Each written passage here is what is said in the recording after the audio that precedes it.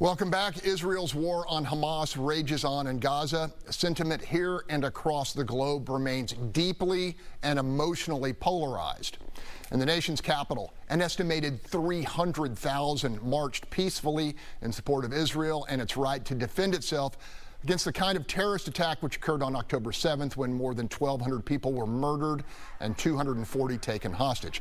Days later, this clash at Democratic National Committee headquarters, where hundreds of anti-Israel protesters turned violent. At least a half dozen police officers were injured. It's uncertain just how many casualties have been suffered in the Israeli counterattack on Gaza, although the Palestinian Ministry of Health is reporting more than 11,000 dead. President Joe Biden has thus far rejected pleas that he pressure Israel for a ceasefire. I think it's going to stop when Hamas no longer maintains the capacity to murder and abuse and just do horrific things to the Israelis. And so it will continue. Gary Pollan, you participated in the Washington March. Yeah, I was one of the 300,000 that were on the mall. It was peaceful. People were respectful. There was counter demonstrations. There were no clashes. There were no issues. Everyone behaved. They didn't destroy buildings or attack police. Contrast that with what we're seeing by the pro-Hamas forces.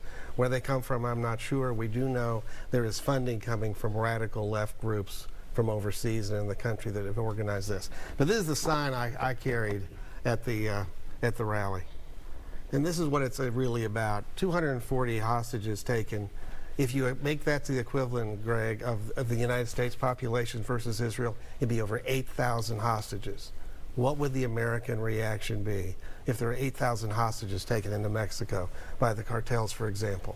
What would the reaction be? And I can tell you the reaction here, based on U.S. past history and wars, carpet bomb Mexico. Okay? Israel's getting criticized. By the way, the number of casualties, the Palestinian Ministry of Health is actually the Hamas Ministry of Health. Hamas is a terrorist group. You can't trust what they say. So it's a tough situation. Israel, and Biden is right. He wants to give Israel the chance to get rid of Hamas.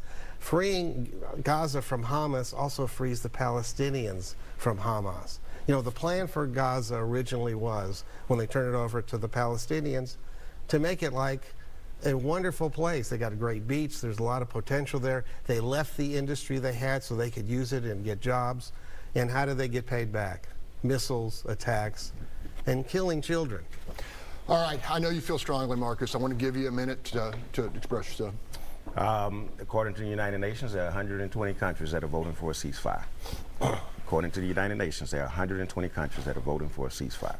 We talked about the protests we described the protests as, interestingly, we described some as pro-Israel and some anti-Israel. I don't know that to be true.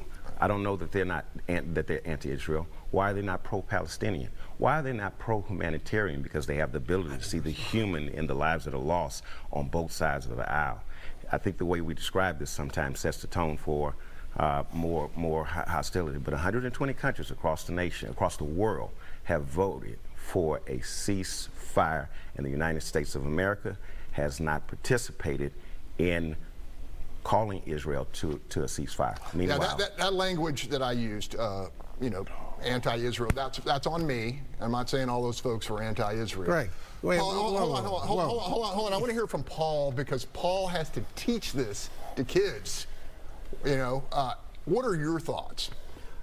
There's a lot of hate that's happening right now, and I see a lot of it coming from those who are supporting Hamas and who are anti-Israel. And I will call that for what I see it to be.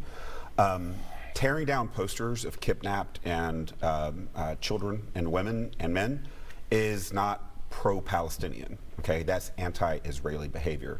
The aggression that's happening, for example, University of Michigan taking over the academic building, shouting out people, chasing down people who are Jewish, yelling at them and screaming at them, that is not pro-Palestinian. That's pro-Hamas, and that's anti-Israeli. It's anti-Jewish. All right. You know, this is going to be going on. We're going to have more discussions about it. We're going to leave it right there. Up next.